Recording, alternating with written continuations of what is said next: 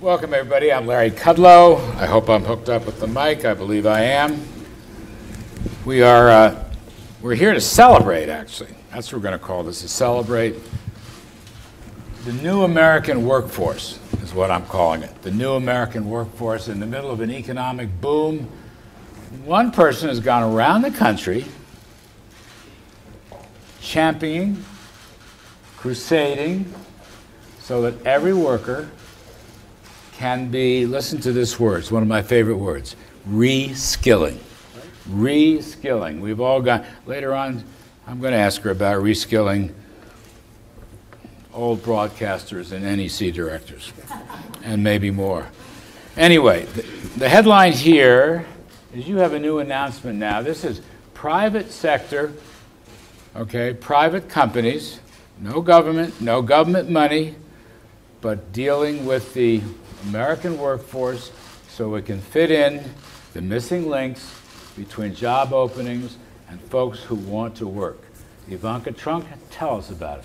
Thank you, Larry, and thank you for this opportunity. So we're sitting in a room today surrounded by companies who have committed to investing in their workforces and workers who have benefited and students from those programs. The reality is that we have an incredible economy, a robust economy, and that's because of deregulation, because of tax reform, and for the first time in history, we have more vacant jobs than we have unemployed workers to fill them. And so this represents an enormous opportunity for us to think about making sure that every American worker is equipped with the skills they need, whether they're in high school and they're looking to graduate and have a job ready for them upon graduation, or whether they're a mid to late career worker who's looking for an opportunity to learn a new skill or learn a new trade. So we've been doing that. The president, back in July, announced a call to action where he wanted the private sector to step up and start to take responsibility and take a commitment for investing in their own workforce. They did that.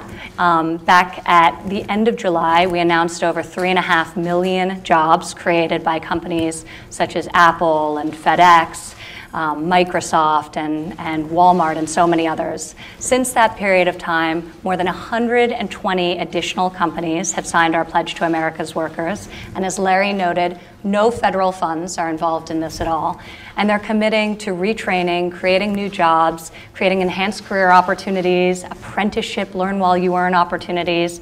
So several of those employers are here with us today. We've got the CEO from Textron, who has committed to 22,000 opportunities to train workers in the aviation sector. So thank you very much for that commitment. Ford Motor Company is committed to providing 55,000 new jobs and opportunities in the automotive sector. AT&T has committed to 200,000 new jobs and opportunities. And IPC, John, the CEO, thank you so much, of this association that represents electronic assembly industry, whose members have committed a total of 1 million new jobs and training opportunities. So just incredible. Stand up, please. Please, yes.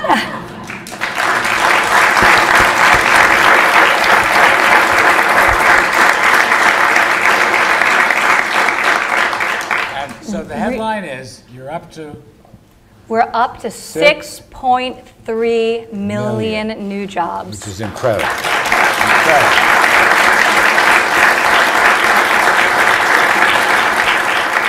And if you think about that in context, that represents 5% of the current workforce. So it's really remarkable, and really this is that call to action to the private sector to invest in the current and the future workforce, and we're going to continue to have the private sector sign our pledge and agree to making this type of investment.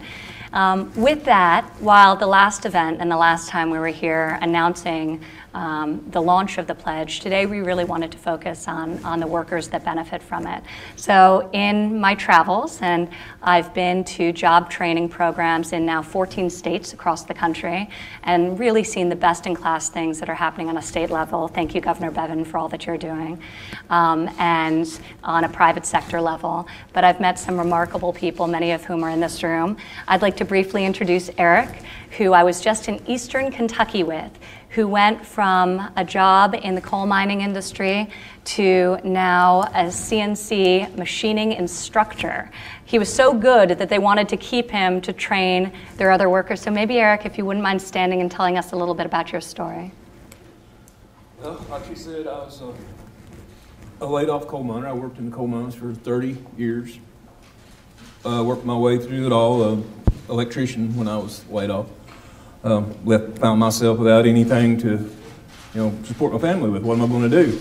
Unemployment's not going to do it. I'm not old enough to be retired yet, so I got to work every day of my life, So I got the opportunity through Paintsville CAP office to give me the knowledge of the CNC machine school that had just opened up there in Paintsville.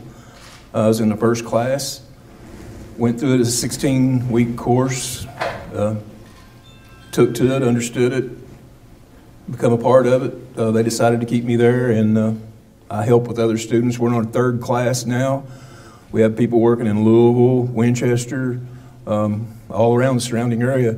But those guys, they want to come home too and work right there in the area. So we're hoping that with the school and the jobs that we're creating will bring industry in, and we'll all flourish.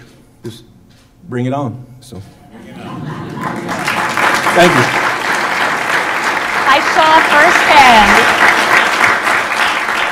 I saw firsthand just how amazing Eric is, and the work that he does, and the instruction he's given to so many in that facility. So really amazing. And Stasia, I met you in Houston. And Stasia is currently training to be an apprentice and is valedictorian of her class, graduating, I believe, just in a couple months, and is looking forward to a career as a pipe fitter. I should also mention that you're a Marine Corps veteran. So would you share your story with us, Stasia? Well, as she said, my name is Stacia Brightman. I'm from Houston, Texas. I'm the proud mother of 2 boys, and I'm a Marine Corps veteran. My oldest son is also a Marine as well, stationed in MCA at Cherry Point. Following my career in the Marine Corps, I found myself unemployed, working a bunch of dead-end jobs. And I was looking for something more than just a job. I wanted a career. So I was approached by SNB for their Women's Apprenticeship Program, which is an Earn While You Learn program. At that time, I was kind of discouraged because the oil and gas industry is not an industry that has a lot of respect for women and has a lot of respect for females. So I went and I spoke with my pastor, and my pastor gave me some words of advice. She told me that be the change that I want to see. Be the woman that can go out there and make that difference, that can earn the women respect. So I agreed to the Women's Apprenticeship Program from S&B. It's a 16-week course, and we on our 11th week, and as Ms. Ivanka said, yes, I am the valedictorian of our class. I appreciate S&B for the opportunity that it's given me. Not only do I have a job, now I have a career. And I have a career that I can lean on and that I can look forward to, and that'll take me further.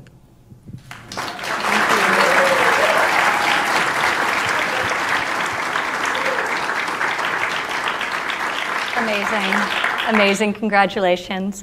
And lastly, I'd like to introduce Anna. Anna, I met in Pittsburgh in August in Robotics Row, and Anna and I see several of her classmates are part of the first robotics team, and hi ladies. They are doing just incredible things in the field of STEM, and they're competing both in Pennsylvania and internationally, and are really our next generation of entrepreneurs, engineers, innovators, and really inspiring. So Anna, will you share with us some of your goals and your story? Yeah, my name is Anna Nesbitt. I'm a sophomore in high school. I am, as Ms. Trump said, I am a part of a first robotics team called Girls of Steel Robotics. You can see 3 of the other girls on our team right over there. Every year, our robotics team of around 50 girls from the greater Pittsburgh area meets at Carnegie Mellon University, and we build an 120-pound robot in 6 weeks.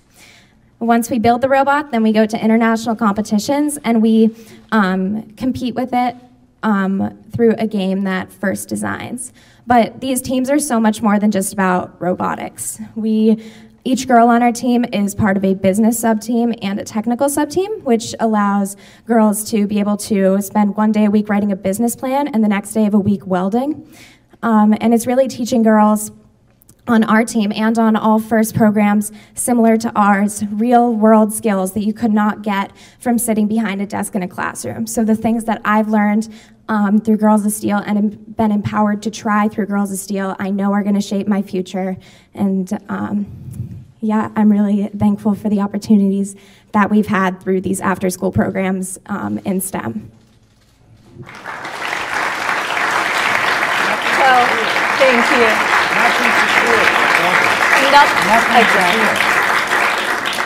Thank you for sharing your story, and I thought that would set a nice tone for a broader discussion about the economic opportunity that's been being created by President Trump and this administration. So Larry, I'll kick it over to you now. Thank you. Thank you, Yvonne. By the way, young lady, robot building. A lot of people are worried about the future with robots. But somebody's got to build them. Somebody's got to service them. Somebody's got to keep them going. There's a lot of jobs there. You've got one. I think you illustrated an important point. Yeah, definitely. Well, yes, Girls of Steel really, and all FIRST robotics programs, there's tons of scholarships through them, and you come out of the meetings feeling like you know more than you went into, and so that really does empower you to join that STEM workforce. I know Tina, who's sitting over there, she's interested in going into robotics, and whenever she started Girls of Steel, she wanted to go into history. So it really does empower you to try new things, go out of your comfort zone, which is things that girls need. Thank you. Terrific stuff. So, Mr. President, nobody wants to talk about the economy anymore. So let's talk about the economy. All right? I like it. You beat your critics. You beat your naysayers. We're growing at 3% plus. We just had a record, let's see, 18-year high in consumer confidence, I think yesterday or the day before. How'd you do it? What's the message here? Well, we did it with a lot of good thought, and we did it with a lot of great people like we have here today, and some are going into different fields. By the way, the coal mining field is doing very well right now, but some people will go out of that, and some people will go into that because, frankly, it is really, as you know, you see what's happening. It's doing great. We have the governor of Kentucky with us, and he has been, Matt, please stand up, Matt Bevin. Please, what a job he's done. And he can tell you how well it's doing, but we have a lot of other industries that are doing well. You really have your choice. You didn't have a choice just a few years ago, and now you have a choice because our markets are so strong.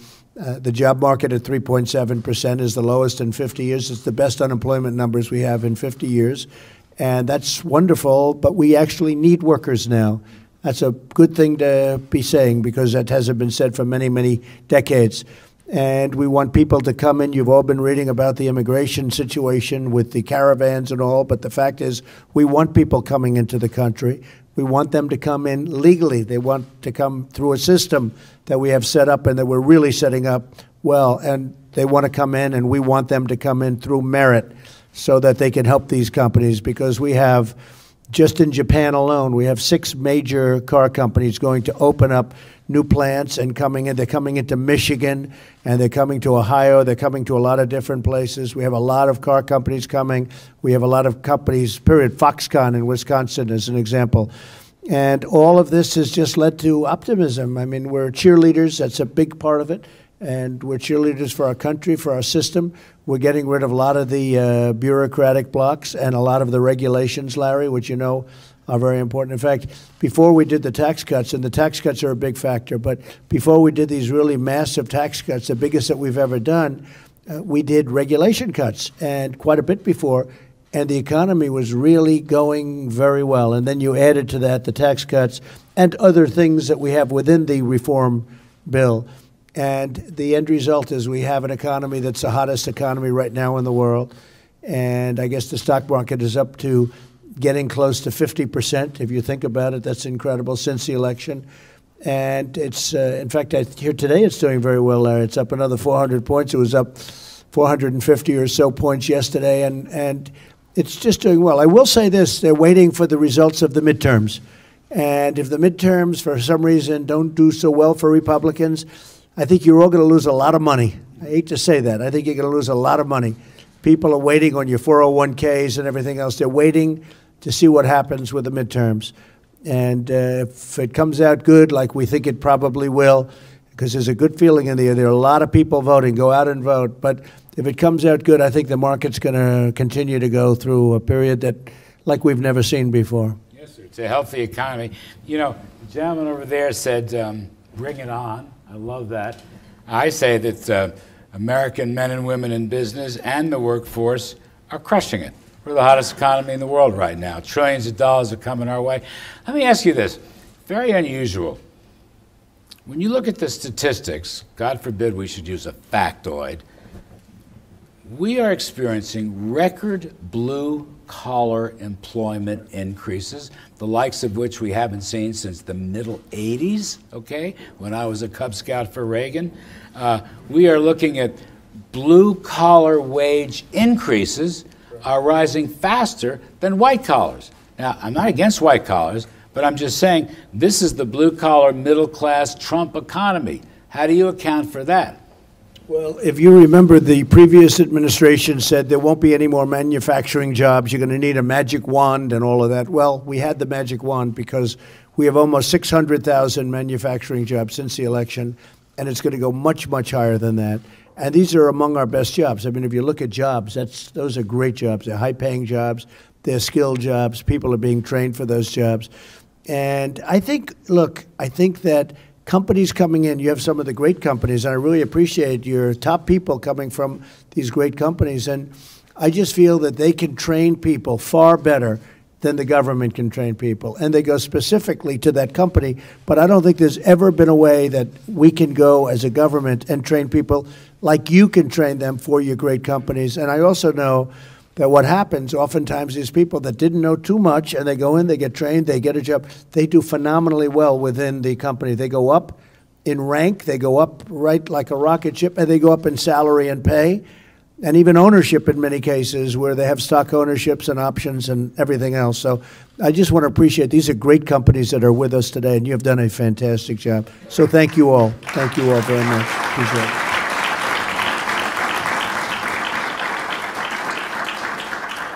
During the campaign, you made it very Which clear. one? Which campaign?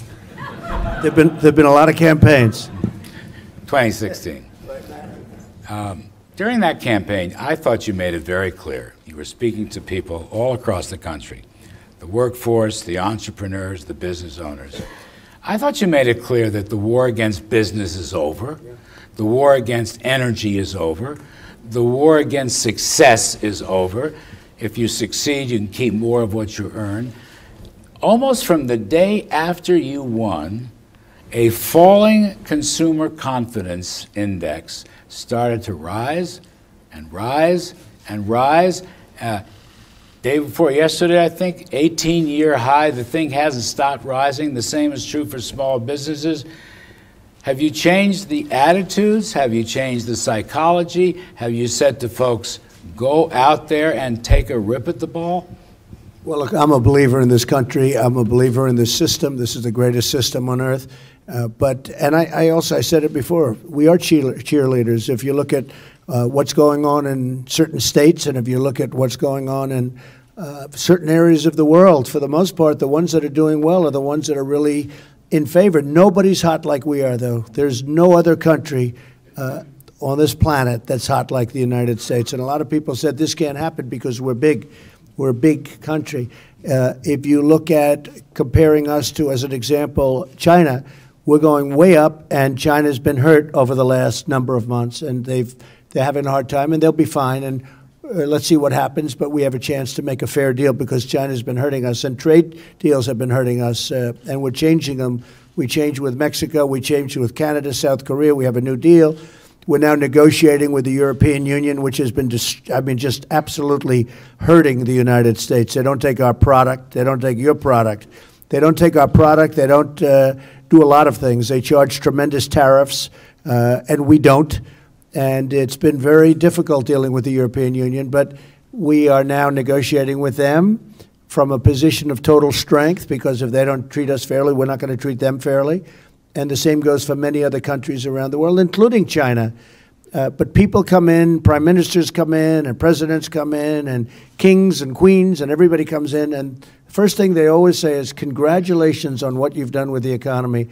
We are literally the hottest country in the world economically, and it's a great thing to see. And I think we have a long way to go. I really believe that. I think, Larry, we have a tremendously long way to go. You know, Ivanka, you've got, if I understand it, roughly 7 million job openers in the hottest economy in the world. Yeah. So your reskilling comes at exactly the right moment. It's critical that we make sure there's an alignment between the jobs in demand in the modern economy and the skills being taught in our classrooms, our technical schools, and that's what this administration is completely committed to. But it's also really important that we work with industry and also with governors. So as part of this pledge, we had governors sign a pledge saying that they would prioritize this in their states because they do reskilling. They know the needs of their local marketplaces far better than the federal government does. So this president, after this legislation languishing for almost a decade, signed Perkins Career and Technical Education into law, modernized it. This is money that goes to the states that enables the governors to invest and fuel the growth of jobs and training programs that are actually working. Governor Bevin, who's here with us today, is working very hard to attract businesses because the skilled workforce is there. So you really do need this whole pairing of the industry, the skilled labor, and of course the government's commitment to championing. Some initiative, some hard work. A lot of, and well, we do that well in this country. So this room is absolutely a testament to the fact that our greatest resource is the American workforce.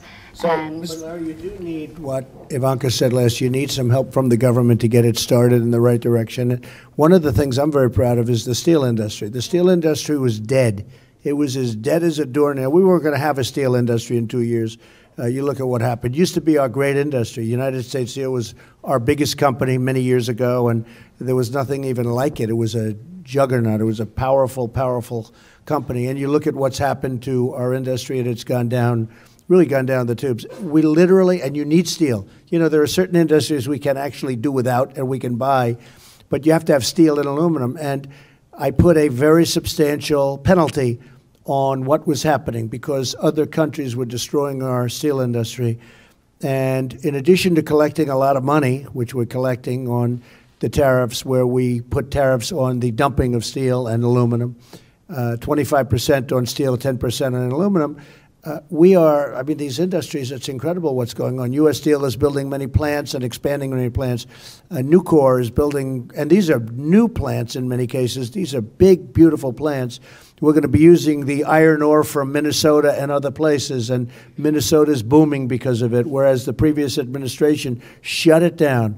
For environmental reasons, they said, but nobody quite got it, and they just shut it down, and it was just collapsing. But we were not going to have a steel industry. Now, if you just look at it from the standpoint of defense, if you don't have steel, you don't have defense. You're not going to be buying your steel from a foreign country in case you have a problem, which hopefully we won't ever. But you have to have a steel industry. You have to have a very strong aluminum industry. And you take a look at what's happened to those industries. But steel is the talk of the world because they're saying the steel industries, Wilbur knows because you used to be in that business, the steel industries are coming back, industry, like almost, I can say this, it will be at a level that people won't believe in a very short period of time. And this happened over the last 7 or 8 months.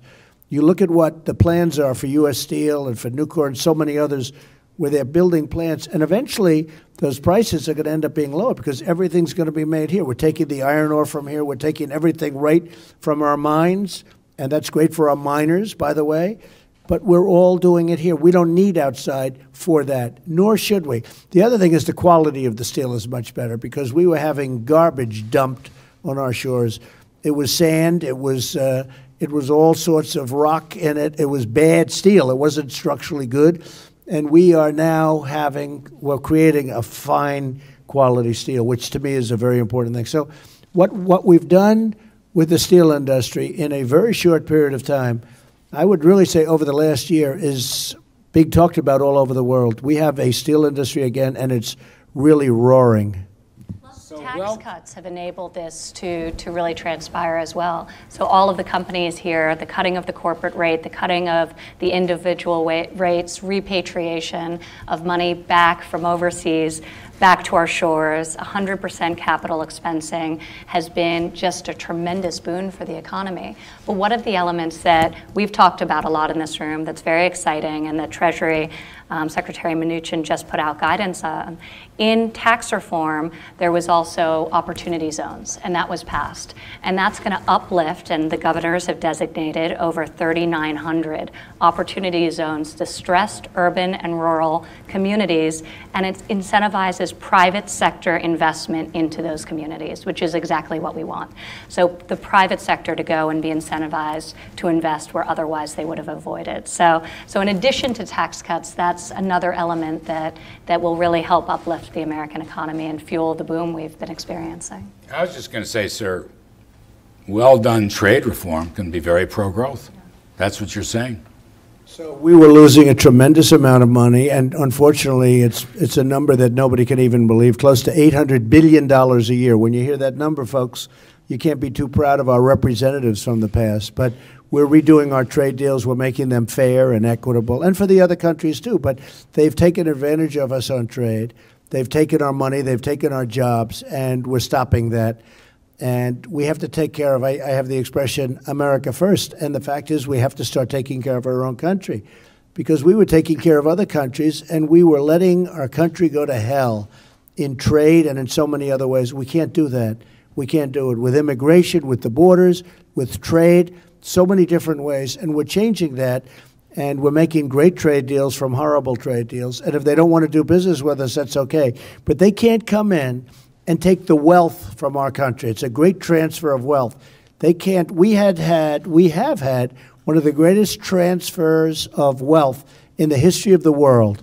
It's been taken from our country and it's been brought to other countries, and it was only because we had people that were not watching, or they didn't know, or they didn't care. And it's incredible. When I see some of these deals that were made, I say, how could anybody have agreed to it? It's basic. It's like, I mean, it's literally first grade business. It's so simple. And the end result is it's tougher to get out, because they've been so used to making so much money off our country, and we can't let them do that anymore. We're going to start paying down debt. We have a lot of debt. We're going to start paying down debt. We have such potential in this country. When I tell you about deals that were made that were so grossly incompetent, they should have never been allowed to be made, and they never changed them. And everybody knew they were bad, and they never changed them. So we're changing them, and we're changing them very rapidly. Our countries, whether they're allies or not, have to treat us fairly, and they haven't been. Last one, sir. Appreciate it. More of a personal question. Ivanka was talking about initiative and leadership and hard work, along with reskilling. So you've had an unbelievable career. You're in construction, you're in real estate, you're a very famous television host, and now you happen to be president. Did you go through reskilling along the way? I never thought of it that way, but I guess I did, right? I suspect I did. Look, I've been in a lot of different jobs. I love building. I love the real estate industry. It's been very good to me. I think I've been good for it. I always pride myself on building on time, on budget, ideally ahead of time and ahead of budget. And we really have, I've learned a lot. You know, when you build a building, it's almost like every trade. You're involved with the unions in many cases. You're involved with labor. You're involved with finance. You're involved with design. You're involved with so many different things. In many cases, you're involved with international concepts and deals. So you learn a lot. And then I did The Apprentice, which became a great show, a very, very successful show, tremendously successful. I did it for 14 seasons, 12 years. It's so successful, they put it on twice sometimes. And as soon as I left, that show went down the tubes. So, you know, just one of those things, right? I don't know if I feel happy about that or sad. I've never figured that out. But I don't know if I'd want to leave, Betsy, and the show became even more successful. Almost couldn't have been more successful. It was a tremendous success. I learned a lot from that, too. And I've certainly learned a lot. We're here almost 2 years, and we've learned a lot from doing this, and I think we've put a lot of talent to work. We have great people that we work with, and when they're not so good, we make changes, and we have to do them maybe faster than other people would, but I sort of can figure it out pretty well. And we're doing fantastically well as a country, and a lot of great things are ahead. Our best years are ahead of us. I really believe that. Our best years are truly ahead of us. Yes, I love that. I want to end on that. You're the quintessential optimist. The best years of America have yet to come. President Trump, thank you so much.